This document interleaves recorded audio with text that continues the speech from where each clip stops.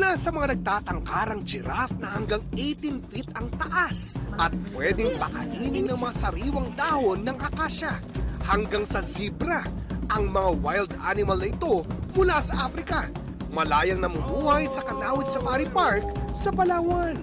Kabilang sila sa mga hayop mula Africa na dinala sa may 3,700 hectares na isla noong 1977. 2 oras ang biyahe mula sa Coron papunta sa Busuanga at 5 minutong boat ride naman para marating ang Kalawit Safari Park. Ang magkakaibigang Joyce, Alexa, Christine, Andrea at Clyde bumiyahe pa mula Catanduanes para ma-experience ang safari tour. Bukod sa African wildlife, tahanan din ang isla ng iba't ibang native species. Halos 1 oras naman mula sa parke, matatagpuan ang Black Island.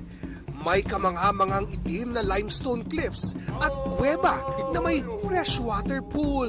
Kaya sa next Coron trip mo, huwag kalimutang isama sa itinerary ang unique adventure sa safari at island hopping. Oscar Oida, nagbabalita para sa GMA Integrated News. Huwag magpahuli sa mga balitang dapat niyong malaman. Mag-subscribe na sa GMA Integrated News sa YouTube.